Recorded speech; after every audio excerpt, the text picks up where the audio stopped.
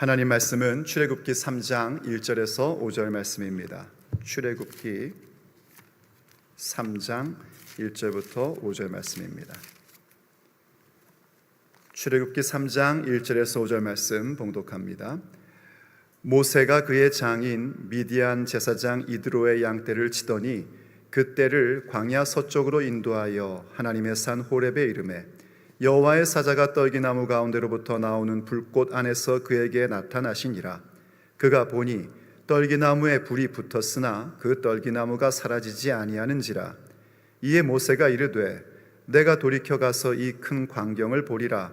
떨기나무가 어찌하여 타지 아니하는고 하니 그때에 여호와께서 그가 보려고 돌이켜 오는 것을 보신지라. 하나님이 떨기나무 가운데에서 그를 불러 이르시되 모세야 모세야 하시매 그가 이르되 내가 여기 있나이다. 하나님이 이르시되 이리로 가까이 오지 말라. 내가 선 곳은 거룩한 땅이니 내 발에서 신을 벗으라. 아멘. 하나님의 말씀입니다. 오늘부터 우리는 새로운 시리즈 거룩한 사람들이라는 시리즈를 가지고 하나님의 말씀을 듣고자 합니다. 과연 거룩한 사람들은 어떻게 그 위치까지 올라갔는지, 성경에 있는 바로 그 거룩한 영향력을 가졌던 사람들은 어떻게 그러한 모습을 갖게 되었는지, 또 거룩한 영향력의 사람이 된다는 것은 무엇을 말하는 것인지에 대하여 우린 그 메시지를 함께 듣게 될 것입니다. 의도하진 않은 것인데 모든 시리즈가 이렇게 연결이 되어 옵니다. 우리가 성령님을 알고 성령 세례받고 성령의 충만함을 받습니다. 그러면 우리의 심령 가운데 부흥의 역사가 일어납니다. 부흥의 시리즈를 우리가 들었죠. 그렇게 성령에 충만하고 부흥을 경험하는 사람들에게 하나님은 형통을 주십니다. 우리의 삶의 물질 가운데에도 성공을 주시고 또 사람의 관계 속에서도 성공을 주시고 그 무엇보다 중요한 영혼이 잘됨이라는 영적인 형통을 주십니다. 그때 바로 그러한 성령의 충만함을 받아 부흥을 경험하고 형통한 사람이 되었을 때에 하나님은 우리를 이 땅 가운데서 거룩한 영향력의 사람들로 세워주십니다. 그때 그 영향력이라는 것은 두말할 것도 없이 하나님의 선한 영향력을 얘기하는 것이고 그 영향력이란 진정한 리더십에 대한 이야기이기도 한 것입니다. 우리는 앞으로 성경 가운데 하나님이 쓰신 사람들이 그런 거룩한 영향력의 사람들이었다는 사실을 발견하며 배우게 될 것입니다. 그 출발에 있어서 우리는 모세의 이야기로 시작하려고 합니다. 모세. 그 모세는 참 난세에 태어난 사람이었습니다. 그 당시 이스라엘 민족, 이스라엘 후손이 오랜 기간 동안 고통 가운데 있었지만 모세가 태어날 때가 절정이었던 것으로 사려가 됩니다. 왜냐하면 그 당시에 모세 시대 때에는 태어나는 아이들을 전부 다 나일강에 버리라는 바로의 명령이 떨어졌기 때문입니다. 그게 불과 모세의 시기 때입니다. 그의 형 아론의 때도 그런 일은 없었고요. 그리고 모세보다 더 젊었다고 해야 되나요? 어리다고 해야 되나요? 그 다음에 나이 때에도 그런 일은 없었습니다. 왜냐하면 나중에 모세가 다시 애굽에 왔을 때에 모세보다 더 나이 어린 남성들이 포진돼 있었습니다. 60만이나 넘는 그런 군사들이 20세 이상의 백성들이 있었단 말이죠. 그러니까 모세가 태어나는 그때쯤이 가장 그 고통의 절정, 정말 난세였다는 겁니다. 그런 시대에 모세는 태어났습니다. 그럼에도 하나님의 은혜로 말미암아 하나님의 섭리 가운데 그는 이집트 공주의 아들로 자라나게 되었습니다. 그래서 이집트에서 왕자의 교육을 받고 왕궁 교육을 받으며 성장했는데 나이 40이 되었을 때에 참 이 모세가 탁월한 사람이라는 것이 증명이 됩니다. 그에게는 그 누구도 흉내낼 수 없는 탁월한 통찰력이 있었고 그리고 결단력이 있었으며 어떤 일들의 추진력, 행동하는 모습이 있었습니다. 그는 하나님께서 허락하셨는지 놀라운 통찰력으로 자신이 히브리인이라는 사실을 알게 되었고 그리고 자기의 민족들을 돌보겠다는 마음으로 결정하고 그들에게로 들어갑니다. 그러다가 자기 민족을 괴롭히는 이집트 관리인을 숨어 있다가 죽이는 그런 과감한 행동력도 보여줍니다. 말하자면 독립군 같은 리더십을 갖고 있던 사람입니다. 독립군 스타일의 리더십, 시대적 소명감을 가진 사람의 리더십, 레지스탕스 같은 그런 리더십을 갖고 있었던 사람입니다. 참 대단한 인물입니다. 하지만 그런 것으로 거룩한 영향력의 사람이 되는 것은 아닙니다. 모세는 자신이 가지고 있었던 자신이 갖고 있었던 탁월한 통찰력과 결단, 그리고 추진력, 행동, 이러한 것을 가지고 일을 벌였지만 대단히 크게 실패하고 맙니다. 완전히 실패하여 그는 미디안 광야로 도망가게 되었고 거기서 잊혀진 채로 또 40년의 세월을 보냅니다. 40년 동안 자기 장인의 집에서 살면서 양떼를 몰고 다니고 그야말로 서바이벌, 생존하며 40년의 세월을 지냅니다. 그러다가 오늘 함께 읽었던 본문처럼 하나님께서 그 생존하는 생활을 보내고 있는 모세를 부르시고 그 부르심을 받아 다시 애굽으로 가게 됩니다. 그때부터 모세의 인생은 완전히 바뀝니다. 실패한 인생이 아니라 그야말로 거룩한 영향력의 사람으로 우뚝 세워지는 역사가 시작이 됩니다. 여러분, 모세는요 정말 놀라운 영향력의 사람입니다. 자기가 살던 시대뿐만이 아니라 이제 시대를 넘어서서 전 세계에 영향력을 주는 자입니다. 십계명, 모세 오경, 여러분 오경이라는 거 아시죠? 창세기, 출애굽기, 레위기, 민수기, 신명기, 성경의 맨 앞에 있는 5권의 책을 오경이라고 하는데 그 오경을 바로 이 모세가 기록했습니다. 오경이 없이는요 성경 전체가 구성될 수가 없습니다. 오경을 중심으로 하여 역사의 이야기가 주어진 것이고 모세 오경을 통하여 주신 하나님의 말씀에 대한 반응으로 시가서라는 것이 나온 것이고 그리고 그 모세 오경을 중심으로 하여 한 시대를 판단하고 그들에게 하나님 말씀을 증거한 선지서가 나온 것이고요. 또 모세 오경이 가리키는 바에 대한 진의를 설명해 주고 있는 것이 우리가 갖고 있는 신약 성경입니다. 이렇게 오경은 성경의 가장 중심이 되며 근원이 되는 책이란 말이죠. 그걸 모세가 기록했단 말입니다. 어디 그뿐입니까? 예수님께서 이 땅에 오셔서 별세하실 것을 계획하고 계실 때 변화산상에 누가 나타났었냐면 모세와 엘리야가 나타나서 예수님의 십자가의 사역에 대한 것을 함께 의논할 정도였습니다. 그만큼 모세는 거룩한 영향력의 사람, 이젠 시간과 공간을 초월하여 모든 사람들 가운데 특히나 주님의 몸된 교회인 우리들 에게 큰 영향력, 거룩한 영향력을 가진 사람으로 존재하고 있습니다. 그때 그가 그렇게 거룩한 영향력을 갖게 된 것은 그의 통찰이나 그의 실력이 아니었습니다. 그 출발은 하나님의 부르심으로부터 출발된 것입니다. 하나님의 부르심이 바로 그가 거룩한 영향력의 사람으로 세워지는 출발점이었습니다. 그리고 그 부르심을 받은 사람들에게 나타나는 필연적인 현상, 그 부르심에 응답하기가 그의 인생 속에 있었던 것입니다. 여러분, 성경에 하나님이 쓰신 인물들, 거룩한 영향력을 끼쳤던 사람들을 보십시오. 그들은 전부 다 하나님의 부르심을 받은 것으로 끝난 것이 아니라 그 부르심에 응답한 사람들이었습니다.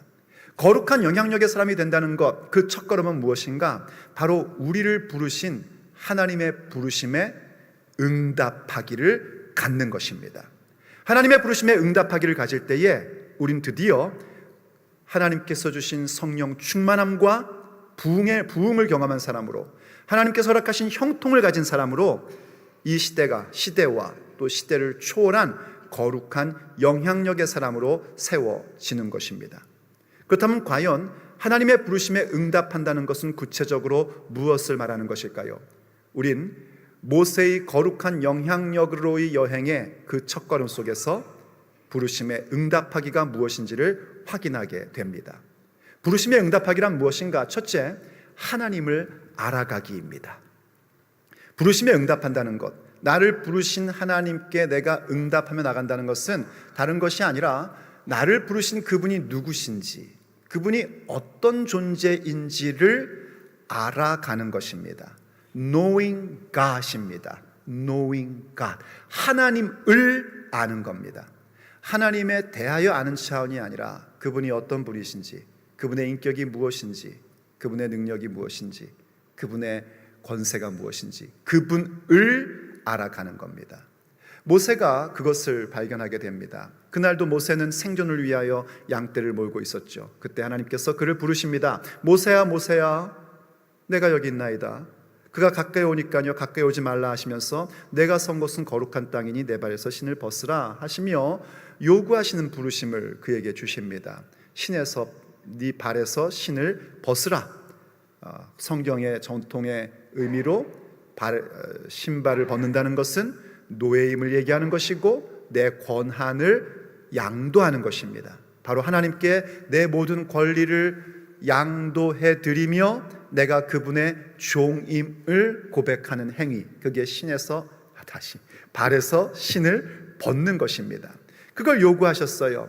그리고 나서 하나님께서 그게 가르쳐 주십니다. 당신이 누구인지를 밝혀요. 사실 지금 모세가 하나님께 가까이 왔던 이유는 뭐였냐면 신기한 현상 때문이었습니다. 광야에서 떨기나무가 불타는 것은 흔히 있는 일이랍니다. 그런데 타는데 없어지질 않는 거예요.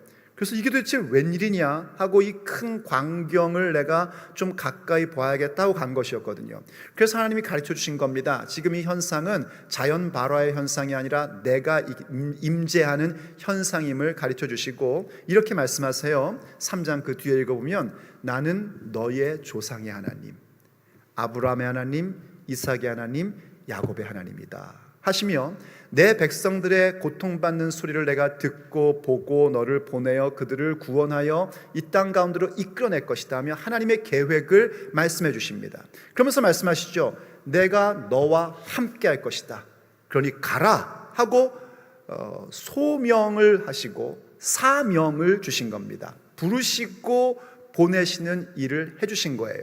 그런데 그때의 그 함께 하시겠다는 그 약속을 들을 때 모세는 어떤 질문으로 시작하냐면 당신이 누구십니까?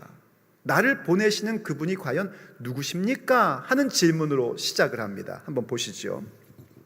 3장 13절 말씀입니다.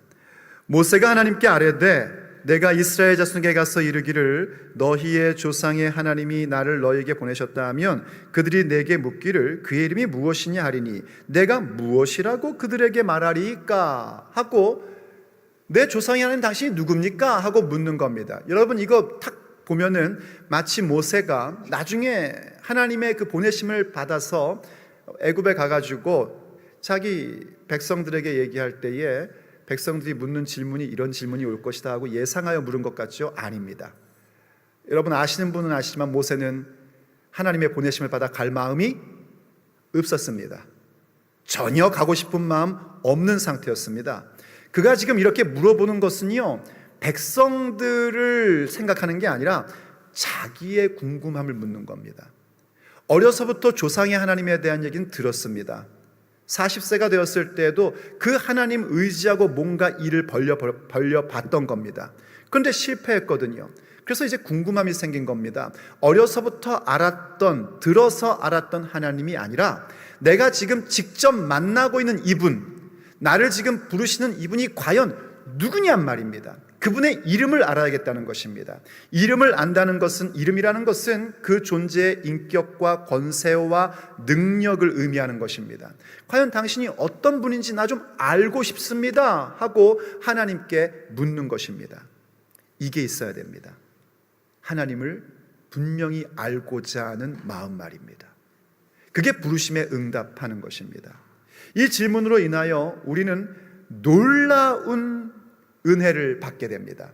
모세가 이렇게 부르심을 받는 그 부르심에 응답하기로써 하나님을 알길 원하고 그분의 이름을 구함으로 인해서 우린 이른바 여호와 혹은 야훼라는 이름을 알게 됩니다.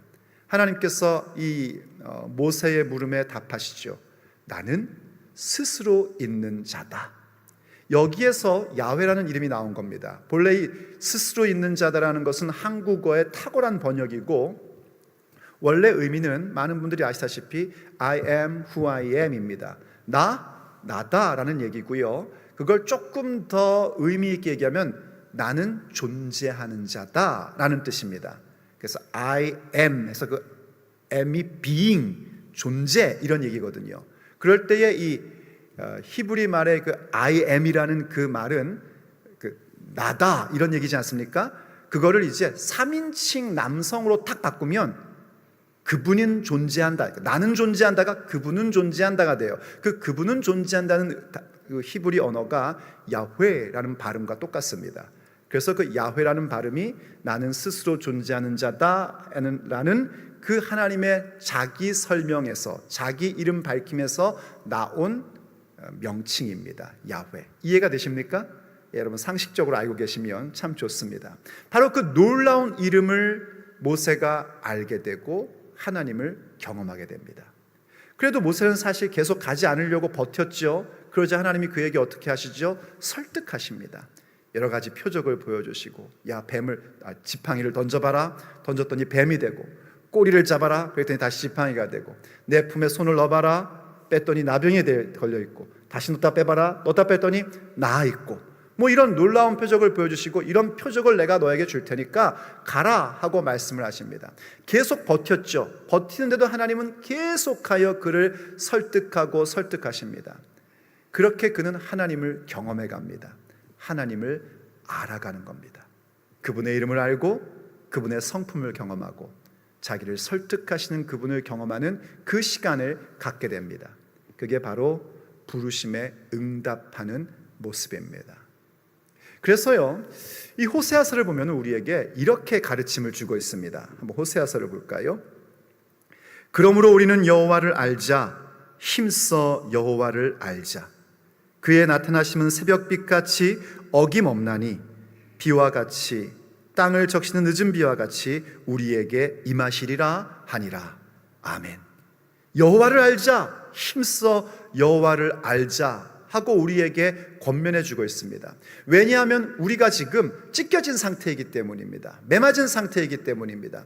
마치 모세가 40년 동안 완전히 다 무너지고 다 찢겨지고 이젠 무엇 하나 할 수 없는 80의 나이가 된 그 모습 속에 하나님이 부르셨고, 그때 그가 하나님을 알고자 하는 모습처럼 우리도 그렇게 하나님을 알고자 하는 열망을 가져야지 됩니다.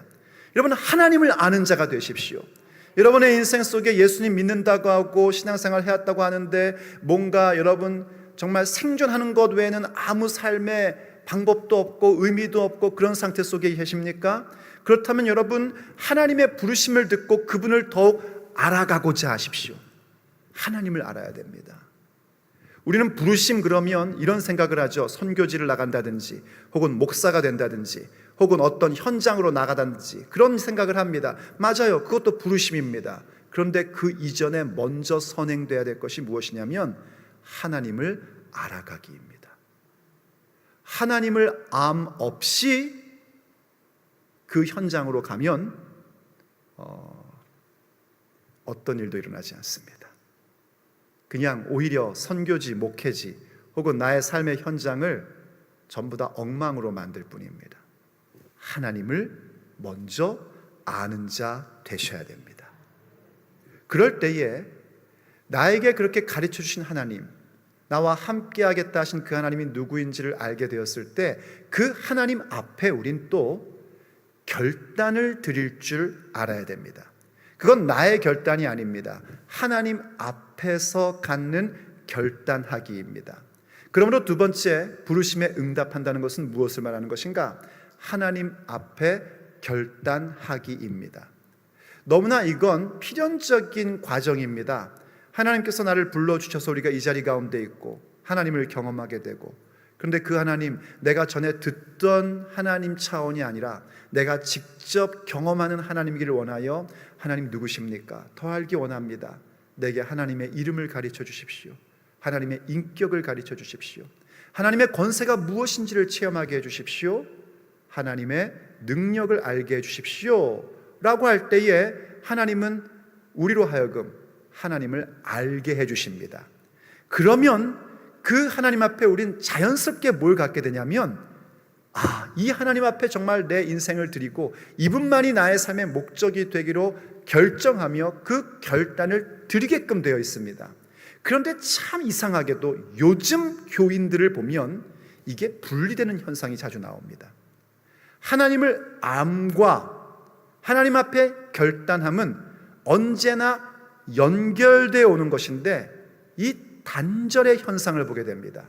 그래서 무엇만 즐기고 있냐면 하나님을 그것만을 원하며 즐기고 있는 경우들을 참 자주 봅니다.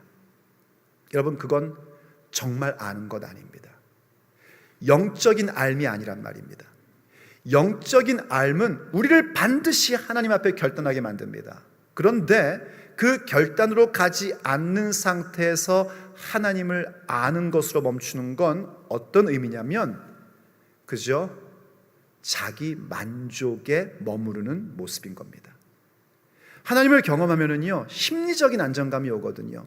마음의 편안함이 있거든요. 뿌듯함이 있거든요. 그것에 만족하고 머물러 있는 겁니다. 그래서 더 자극적인 것을 원하고 뭔가 또 다른 것이 있기를 원하고 그러다가 이단에 빠지기도 하고 이런 무서운 일들이 벌어지는 겁니다. 그래서 우리는 반드시 하나님의 부르심 앞에 하나님을 알아가기로 응답함과 동시에 내가 알게 된 하나님, 나에게 나타나 주시고 직접 말씀해 주시며 체험해 주신 그 하나님 앞에 나의 결단을 드릴 줄 알아야 됩니다. 그런데 모세는 그걸 못한 겁니다. 하나님을 경험했어요. 하나님을 알게 되었어요.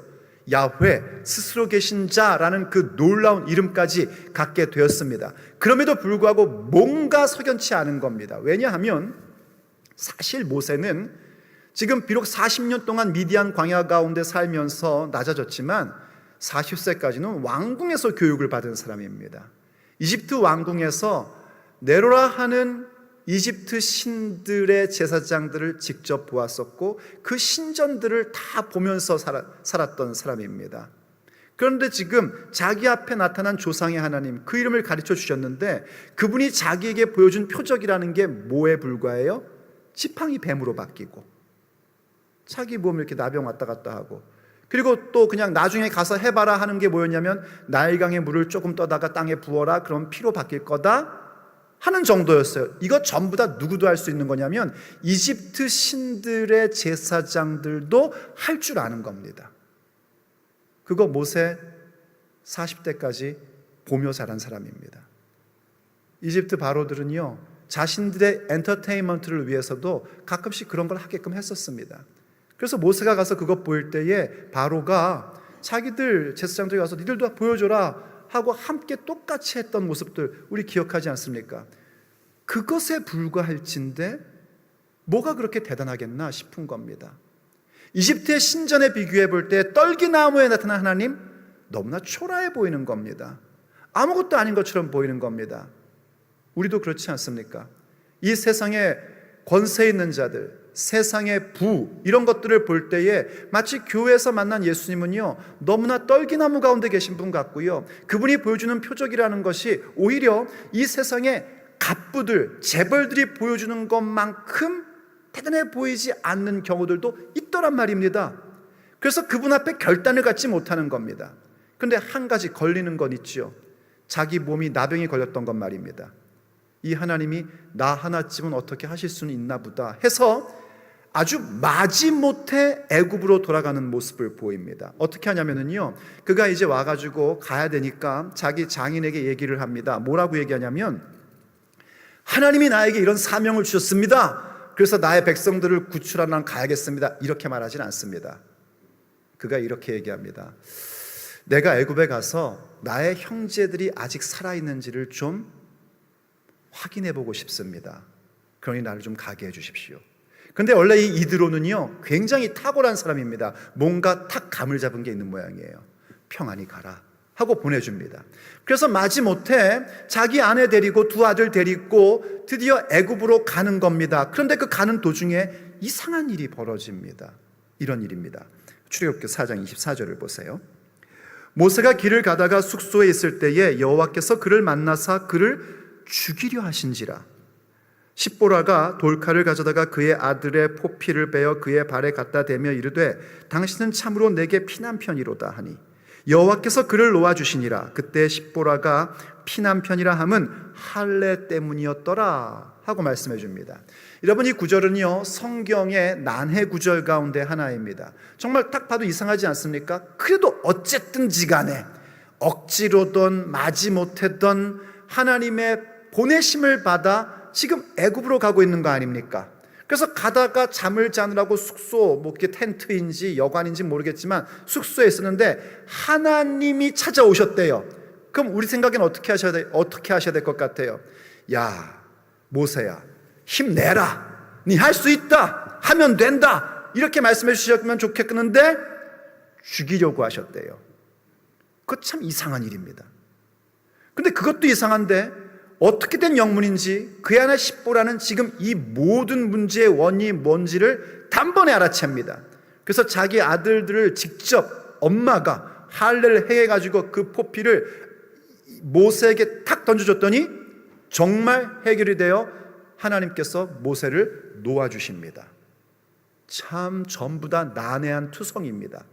그런데 이 부분이 우리에게 주는 메시지는 분명히 알 수 있습니다. 그건 하나님의 언약과 할례에 대한 부분을 여러분이 아시면 이 부분이 주는 메시지가 무엇인지를 확실히 알게 됩니다. 이 할례라는 것은요, 하나님께서 아브라함 때에 명령하신 바인데 하나님과 아브라함이 언약을 맺을 때 했던 일입니다. 바로 언제나 하나님이 일방적으로 그에게 약속을 주시고 복을 주시다가 드디어 아브라함의 영적인 성장을 가졌을 때에 하나님은 그에게 결단을 요구하십니다. 그래서 아브라함은 하나님 앞에 결단하죠. 오직 하나님만을 나의 인생의 목적과 삶의 방식으로 삼겠습니다 하고 결단을 드렸고, 그 결단의 표시로서 할례를 요구하셨습니다. 그래서 아브라함과 그 자녀들과 그리고 모든 아브라함에게 속한 남성들이 다 할례를 행했고, 그 다음부터는 이제 자식을 낳으면 그 자식이 아들이 태어난 지 8일 만에 할례를 행했습니다. 그러니까 이런 겁니다. 내 몸의 할례는 뭐냐면 내 부모님이 하나님을 향하여 결단한 표시입니다. 내게 아니에요. 그리고 나의 결단은 어떻게 하는가? 내가 낳은 아들에게 할례를 행함으로써 내가 하나님의 사람으로서 살겠다라는 결단을 드리는 겁니다. 그런데 지금 이 모세는 어떤 상황이 되었는가? 그는 히브리인으로서 하나님을 아는 자였고 이 모든 사실을 알고 있는 사람이었습니다. 자기의 몸에도 할례가 있던 사람이었습니다. 그런데 미디안으로 와서 실패하여 40년 동안 살면서 너무나 낙심하고 포기한 인생을 살다가 자기 아들들에게 할례를 베풀지 않은 겁니다. 하나님 앞에 어떤 결단도 하지 않은 거예요. 심지어 지금 부르심을 받아 하나님을 알고 보내심을 따라 사명의 길을 가면서도 전혀 결단을 하지 않은 것입니다. 아마도 모세가 십보라와 40년 동안 살면서 뭔가 이러한 얘기들을 공유한 적이 있었겠죠. 십보라는 이 모든 일들이 일어난 것이 무엇인지 단번에 압니다. 정말 탁월한 아내입니다. 오늘 아내들이 많으신데 이런 아내 되시기를 간절히 원합니다. 뭐가 남편의 문제인지를 명확히 안 겁니다. 그래서 과감하게 자기 아들들에게 할례를 베풀고 그거를 남편에게 탁 던지면서 당신은 나한테 피남편이야 한 소리 해야죠. 당연히 할례 때문이었다라고 얘기를 합니다. 부부는 한 몸입니다. 아내가 대신 지금 죽어가고 있는 남편을 위하여 대신 결단을 할 때에 하나님께서 그 결단을 받아주신 겁니다. 하나님께서는 모세의 결단을 요구하신 겁니다. 우리에게도 마찬가지입니다.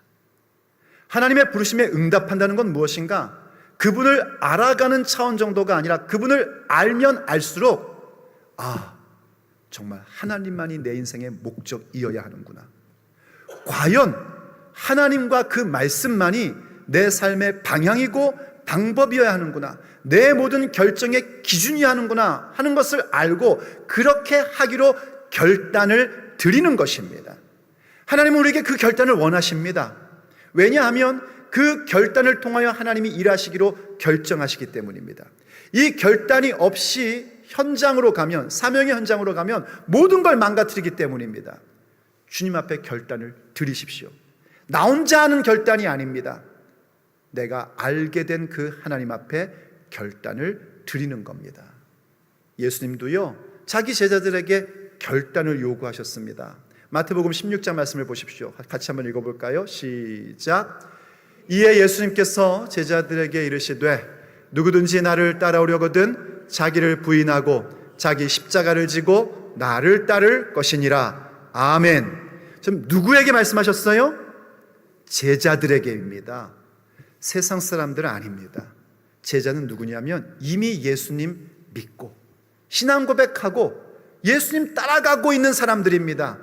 그런 그들에게 하시는 말씀이 너희들이 나를 따라오려느냐? 그렇다면 자기 자신을 부인해야 된다.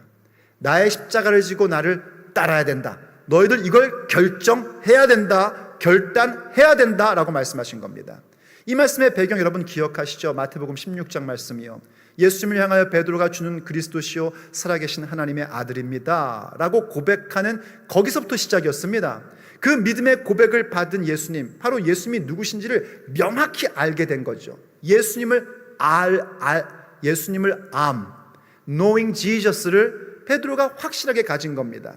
그래서 그것을 아는 자에게 예수님의 계획을 가르쳐 주십니다. 인류를 구원하시고자 하는 십자가의 사역과 부활의 놀라운 능력을 가르쳐 주셨는데 베드로는 그걸 이해하지 못해서 자기 뜻대로만 가려고 한 겁니다. 예수님을 자기 곁으로 끌어당기려고 한 거예요. 그래서 예수님이 베드로에게 사탄아 내 뒤로 물러가라. 너는 나를 넘어지게 하는 자로다. 왜 사람의 일을 생각하냐 하나님의 일을 생각지 않고 하고 말씀하시고 나서 모든 제자들에게 하신 겁니다. 너희들이 나를 따라오겠다고? 그렇다면 결정해라. 너 자신을 부인해야 된다. 너의 십자가 짊어져야 된다. 그리고 나를 따라와야 된다. 이 결단을 요구하신단 말입니다. 여러분 결단하십시오. 하나님의 부르심을 받은 자라면 주님 앞에 결단을 드리셔야 됩니다. 하나님을 알아가고 있습니까? 주님 앞에 그 결단을 드리십시오. 그때 하나님께서는 우리를 통하여 일하시기 시작합니다. 왜 결단을 받으시는가? 그 결단을 한 사람만이 하나님의 일하심을 통하여 성장을 가질 수 있기 때문입니다. 결단하지 않은 상태에서요 어떤 하나님의 역사를 보면은요 운이 좋아 그런 줄 압니다. 어쩌다 보니 이런 일이 생긴 줄 압니다. 하지만 하나님을 아는 자로서 그분 앞에 결단하고 하나님의 함께하심을 경험할 때에 그 함께하심의 경험은 그저 신비한 일을 경험하고 좋은 일을 경험한 차원이 아니라 나의 영혼이 성장하고 나의 인격이 하나님 앞에 성장하는 그 놀라운 모습으로 갈 수 있게 됩니다. 그래서 결단을 요구하시는 겁니다. 그럴 때 세 번째 그러므로 인하여 하나님을 부르심에 응답한다는 건 무엇인가? 하나님과 함께 성장하여 가는 것입니다. 모세는 바로 이렇게 결단하고 애굽으로 들어가게 됩니다. 그리고 그 애굽에서 그는 점점 성장하는 모습을 우리에게 보여줍니다. 애굽에 갔습니다. 가서 드디어 이제 사람들을 만나고 하나님께서 그 백성들을 돌보시겠다는 사실을 얘기해 줍니다. 하나님이 말씀하신 대로 표적도 보여줍니다. 그래서 백성들이 너무나 기뻐하고 하나님을 경배하였어요. 그래서 그 모습을 보고 이제 아론과 모세가 바로에게 가서 이 백성들이 이제 광야로 나가 하나님께 제사를 드려야겠다라고 얘기를 합니다. 그때 어떤 일이 벌어졌는지 여러분들 아시지 않습니까? 바로가 게으르다 하면서 그들의 노동을 더 힘들게 만듭니다. 벽돌을 만드는 노동을 하고 있었는데 벽돌에 짚을 넣어서 만드는 고대 방식의 벽돌이었거든요. 그런데 짚을 주지 말라고 합니다. 스스로 짚을 구해서 하라고 합니다. 너무나 힘든 거죠. 그리고 그 수요는 줄이지 않았습니다. 수요를 채우지 못하면 애굽의 기록원들이 히브리인의 기록원들을 때렸습니다. 그래서 이 히브리인 기록원, 이스라엘 기록원들이요 바로에게 찾아가 얘기합니다. 이거 너무나 불합리합니다. 당신들의 백성이 우리를 너무나 불합리하게 이렇게 하고 있습니다. 할 때 바로가 바로 이걸 명분으로 얘기를 한 겁니다. 너희들이 지금 한가하니까 모세와 아론을 보내서 제사하겠다고 그러는 거 아니냐, 너희들 하나님 앞에. 그래서 그 얘기를 듣고 나오면서 모세와 아론을 만날 때에 이들이 모세와 아론을 쳐다보면서 얘기를 합니다. 너희들이 우리를 애굽의 눈에 미운 존재로 만들었구나 하며 하나님께서, 여호와께서라는 표현을 합니다. 그 여호와라는 이름 누가 가르쳐줬죠? 모세가 가르쳐준 거 아닙니까? 근데 가르쳐준 거를 잡아가지고 이렇게 얘기합니다. 여호와께서 너희를 판단하시기를 원하노라 이럽니다. 그러자 모세가 하나님을 향한 반응이 다음과 같았습니다. 출애굽기 5장 22절입니다. 모세가 여호와께 돌아와서 아뢰되 주여 어찌하여 이 백성이 학대를 당하게 하셨나이까? 어찌하여 나를 보내셨나이까? 내가 바로에게 들어가서 주의 이름으로 말한 후부터 그가 이 백성을 더 학대하며 주께서도 주의 백성을 구원하지 아니하시나이다. 여러분, 우리가 아는 모세하고 전혀 다른 모습이죠. 우리가 아는 모세는 그야말로 이 백성들을 하나님의 능력으로 인도하는 그 영도자 모세입니다. 그런데 지금 이 모세의 모습은 어떤 겁니까? 원망하는 모세입니다. 안 온다고 했잖아요, 이 얘기입니다. 어찌하여 나를 보내셨습니까?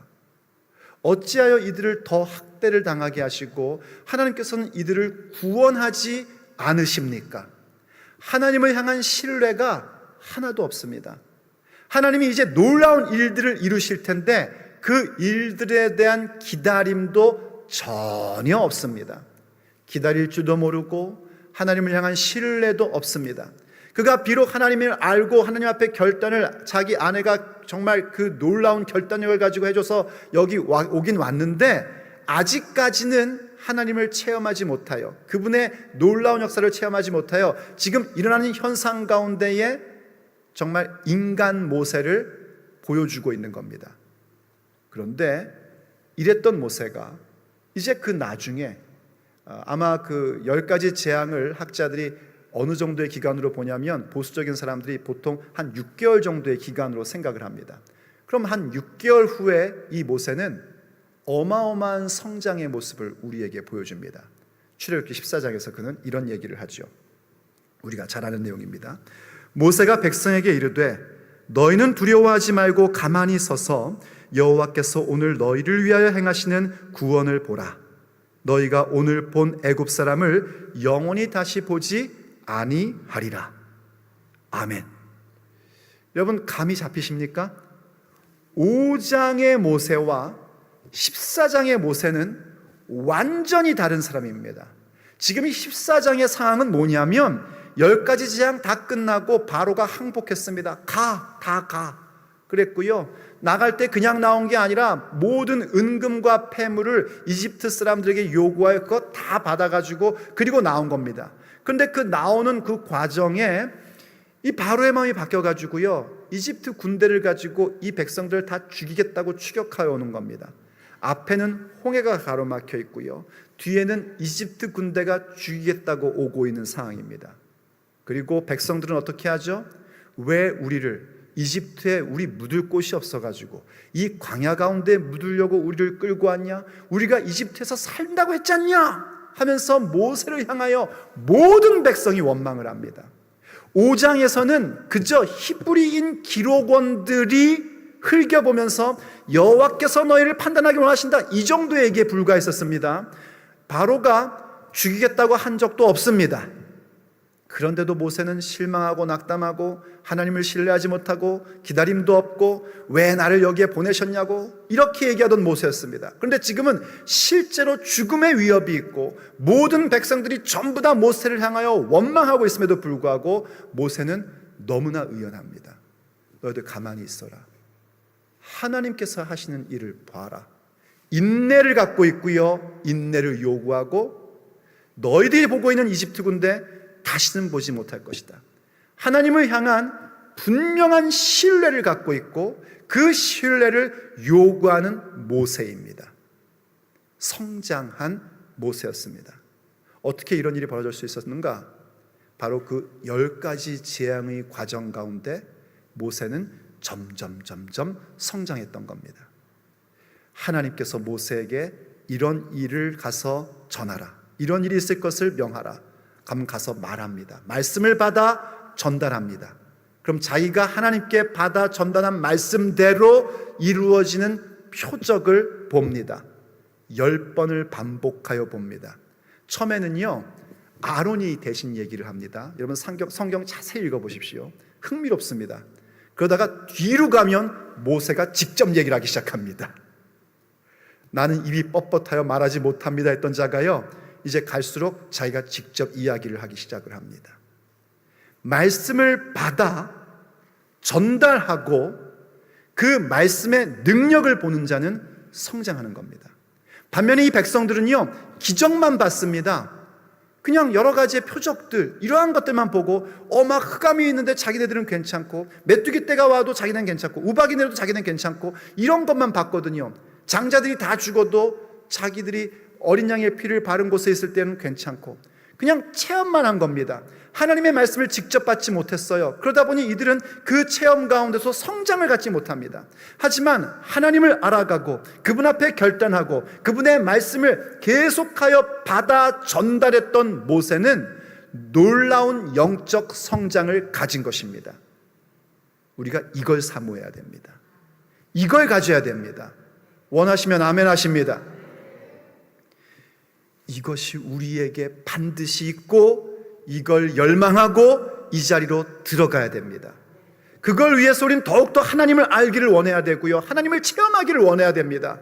그러면서 그분 앞에 결정하고 결단해야 되고요, 결단하는 그 모습 가운데에 하나님이 지속적으로 주시는 말씀을 가지고 그 말씀을 전달하며 체험하고 성장을 가져야 됩니다.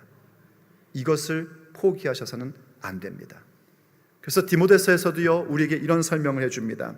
내 속에 있는 은사 곧 장로의 회에서 안수받을 때에 예언을 통하여 받은 것을 가볍게 여기지 말며 이 모든 일에 전심전력하여 너의 성숙함을 모든 사람에게 나타나게 하라 명령하고 있습니다.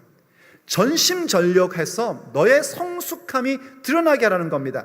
쇼오프하라는 얘기가 아닙니다. 내가 얼마나 성숙했는지 아세요? 겁나 성숙해, 이게 아닙니다. 전심전력하여 맡겨진 사역을 이루어 갈 때에 나도 모르게 나는 성숙해 있고 그 성숙한 모습을 모든 사람들이 보게끔 된단 말입니다. 그만큼 전심전력하셔야 할 파트입니다. 전심전력은요, 끊임없이 가는 걸 얘기하는 겁니다. 끊임없이 한 걸음 한 걸음 가는 겁니다. 힘있게 한 발 뛰어놓고 멈추는 것이 아니라 작은 발자국일지라도 한 걸음 한 걸음 계속하여 가는 것입니다. 그게 전심전력입니다. 그럴 때에 우리는 그저 하루를 살았고 한 걸음을 뛴 것인데, 어느새 우리는 하나님의 놀라운 말씀을 전달하며 그 능력을 체험하면서 성장해 가는 겁니다. 성숙되어지는 것입니다. 그리고 그것이 나타나게 됩니다. 그것이 바로 하나님의 부르심에 응답하는 일입니다. 여러분, 혹시 신앙생활을 계속 해오면서 뭔가 내 삶이 무너진 것 같고 찢겨진 것 같고, 혹은 나의 삶이 그저 오늘 생존을 하는 것에 불과한 그런 삶을 살고 있어서 과연 하나님이 나를 어떻게 하시려나, 이런 생각을 갖고 계신 분이 계십니까? 그렇다면 그분의 부르심에 응답하십시오. 하나님께서 부르셔서 오늘 우리는 이 자리 가운데 있는 것입니다. 우리를 자녀로 부르셨고요, 하나님과 교제하는 자로 부르셨고요, 우리를 복음을 증거하는 자로 부르셨습니다. 그러니 그 부르심에 응답하십시오. 분명히 하나님을 알아가기로 결정하십시오. 하나님 체험하기를 원하십시오. 그리고 그분 앞에 결정하십시오. 오직 주님만을 따르겠노라고 결정하십시오. 그 결정 가운데 하나님은 우리를 날마다 성장시켜 주십니다. 성장하여 가는 것을 포기하지 않겠다고 주 앞에 간구하고 기도하십시오. 바로 그렇게 응답하며 나갈 때에 하나님은 우리의 인생을 거룩한 영향력의 사람으로 세워주십니다. 거룩한 영향력의 사람이 되는 그 첫걸음, 그것은 바로 하나님의 부르심에 응답하는 자 되는 것입니다. 그러므로 오늘 함께 기도할 때 주님 앞에 그 부르심에 응답하는 마음으로 나아가기를 원합니다. 하나님께서 오늘도 나를 부르셔서 내가 이 자리에 있는 것인데 그 부르심에 응답하는 인생이 되기를 원합니다. 하나님을 더 알게 하여 주옵소서, 체험하게 하여 주옵소서. 내가 오늘 주 앞에 나의 결정을 드리며 결단을 드리오니 내 인생 가운데 말씀을 주시고 전달자 되게 해주셔서 그때마다 하나님의 일하심을 목격해 해 주십시오. 내가 그렇게 성장해 나가는 자가 되게 해주셔서 나의 시대, 또 나의 자녀의 세대 가운데에 거룩한 영향력을 주는 존재로 나를 만들어 주옵소서. 우리 그러한 마음으로 함께 주 앞에 찬양하고 기도하도록 하겠습니다. 찬양하는 가운데에 기도한 자리로 옮기시고 싶으신 분들은 자유롭게 옮기셔도 좋습니다.